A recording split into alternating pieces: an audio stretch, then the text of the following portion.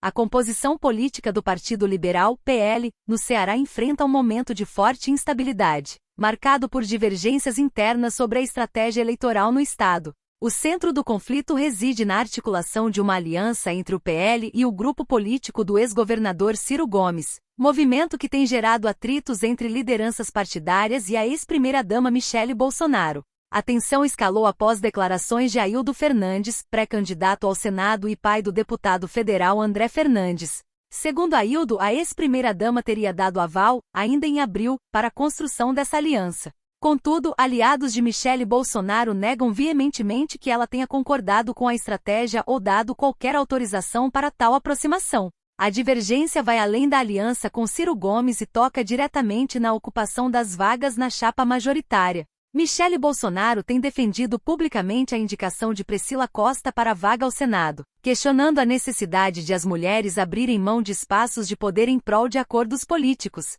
Em manifestações recentes, a ex-primeira-dama criticou a postura do partido e questionou por que frequentemente as mulheres são as figuras solicitadas a ceder espaço em negociações, o que levou a uma interpretação de que o partido estaria adotando práticas machistas. Por outro lado, a ala que articula a aliança, incluindo o deputado André Fernandes, que se consolidou como uma liderança expressiva no estado após o desempenho na última eleição para a Prefeitura de Fortaleza, defende que a estratégia é uma necessidade pragmática para fortalecer o palanque do PL e viabilizar a disputa eleitoral no Ceará. Aildo Fernandes, em resposta às críticas, classificou os questionamentos de Michele como infundados e afirmou que a articulação política é uma medida necessária para enfrentar o cenário de segurança pública no estado. Segundo ele, as negociações teriam ocorrido com o conhecimento de instâncias superiores do partido. O impasse gerou uma crise de comunicação interna. O presidente nacional do PL, Valdemar Costa Neto, sinalizou que pretende dialogar com Michele Bolsonaro para alinhar os interesses do partido.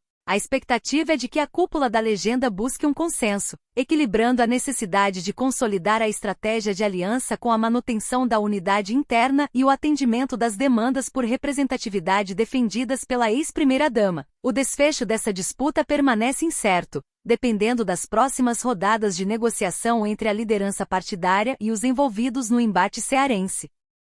Agora, se a gente parar para analisar com calma o que está acontecendo dentro do Partido Liberal no Ceará, a gente percebe que não estamos falando apenas de uma divergência administrativa ou de um simples erro de comunicação entre lideranças. O que estamos vendo é o choque inevitável entre duas formas muito distintas de fazer política, que acabam colidindo justamente no estado que sempre foi um dos palcos mais complexos e fascinantes da política nacional. Para entender o peso do nome de André Fernandes nessa história, a gente precisa olhar para a trajetória meteórica desse jovem político. Nascido em Iguatu, no interior do Ceará, André começou sua vida pública na internet, usando as redes sociais como sua principal trincheira. Ele não veio da estrutura tradicional dos partidos de massa, ele foi construído no ambiente digital, crescendo com um discurso incisivo de direita, que encontrou eco em uma parcela considerável do eleitorado cearense que se sentia órfã de uma representação conservadora mais combativa. A sua ascensão foi rápida, eleito deputado estadual ainda muito jovem e logo em seguida, deputado federal com uma votação expressiva. Ele se tornou o rosto da renovação da direita no Ceará. E não podemos esquecer da figura de seu pai, Aildo Fernandes, que transita pelos bastidores com a experiência de quem entende como o jogo político tradicional funciona, tentando equilibrar as aspirações do filho com as realidades pragmáticas das negociações de cúpula. Do outro lado desse tabuleiro, temos a figura da ex-primeira-dama Michele Bolsonaro, que desde que o marido deixou a presidência, assumiu um papel de protagonismo no PL, mulher que vai muito além de uma figura decorativa. Michele transformou-se em uma liderança política por direito próprio, com uma base de apoio extremamente fiel e um discurso que, ultimamente, tem batido muito na tecla da representatividade feminina dentro dos espaços de poder da direita. Quando ela defende o nome de Priscila Costa, ela não está apenas sugerindo um nome para o Senado. Ela está enviando uma mensagem clara para a estrutura do partido de que o PL, sob a sua influência, não será um espaço onde as mulheres serão apenas coadjuvantes em acordos de conveniência. Priscila Costa, por sua vez, é uma liderança que também vem desse campo conservador, com uma base forte em Fortaleza, construída através de um trabalho de oposição combativa na Câmara Municipal. Então, quando a gente olha para esse conflito, a gente vê dois mundos. O mundo do pragmatismo puro, que busca alianças estratégicas com nomes como o de Ciro Gomes, um adversário histórico do bolsonarismo, o que por si só já é uma ironia política de proporções gigantescas, e o mundo da lealdade ideológica, que Michele tenta preservar a todo custo. Essa articulação com o grupo de Ciro Gomes é talvez o ponto mais explosivo de toda essa trama. Ciro, que nasceu em Pindamonhangaba, mas que construiu toda a sua carreira política no Ceará, sendo prefeito de Fortaleza, governador do estado e uma das figuras mais longevas da política nacional, sempre foi um nome que dividiu águas. A ideia de que o PL, que hoje carrega o legado e a identidade de Jair Bolsonaro, pudesse se aproximar de qualquer grupo ligado ao clã dos Ferreira Gomes é algo que, até pouco tempo atrás, seria impensável. E é aqui que a gente precisa fazer uma correlação importante. O que mudou de 2022 para cá? Mudou que o pragmatismo eleitoral muitas vezes atropela a pureza ideológica que o eleitorado, lá na ponta, muitas vezes exige. O que André Fernandes e seu grupo estão tentando fazer é viabilizar o PL como uma força hegemônica no Ceará, usando a estratégia de dividir os oponentes tradicionais do Estado. Mas o que Michele Bolsonaro traz para essa discussão é o custo político dessa estratégia. Ela entende que, ao se aliar com figuras do passado político do Ceará, o partido pode estar diluindo a sua própria essência. Na minha visão, o que a gente está testemunhando é a consolidação de uma nova fase do Partido Liberal.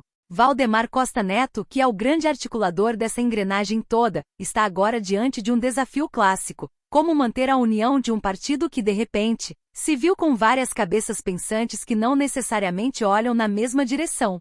Valdemar é um veterano, conhece os corredores de Brasília como poucos e sabe que, sem o consenso, o projeto de expansão do PL pode sofrer um revés justamente onde ele mais quer crescer. Eu, particularmente, acho que a postura de Michele Bolsonaro revela algo muito interessante sobre a evolução da direita brasileira.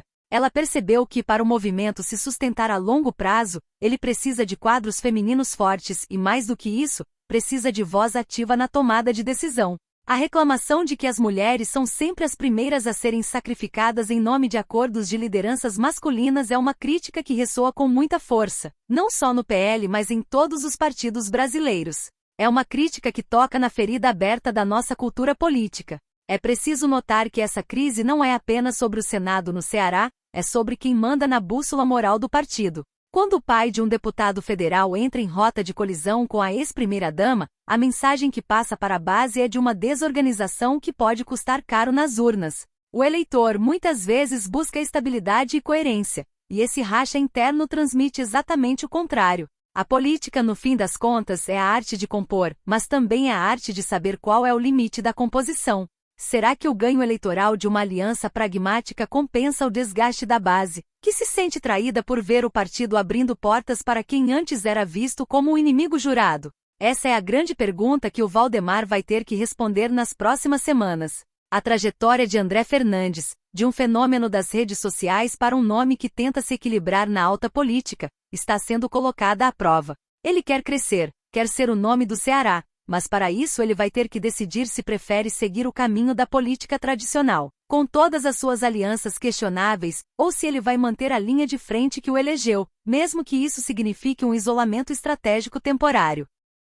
No cenário geral, o que a gente vê é um Brasil que ainda tenta entender o papel desse novo conservadorismo. O Ceará, tradicionalmente governado por forças de centro-esquerda e esquerda, é o laboratório perfeito para esse experimento.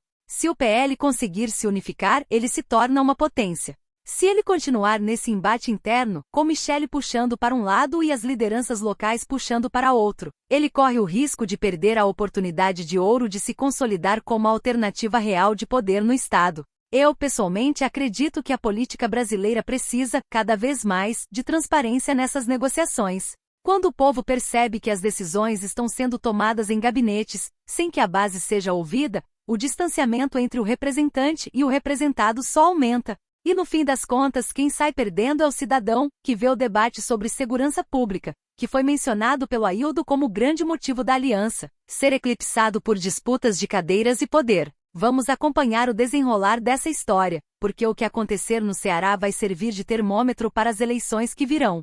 É um momento de tensão, de definições e, acima de tudo, de uma demonstração clara de que no jogo do poder, nem sempre o que parece óbvio é o que acontece na prática. A política é dinâmica, e como a gente viu, a história de cada um desses atores está sendo escrita agora, com cada movimento sendo analisado minuciosamente.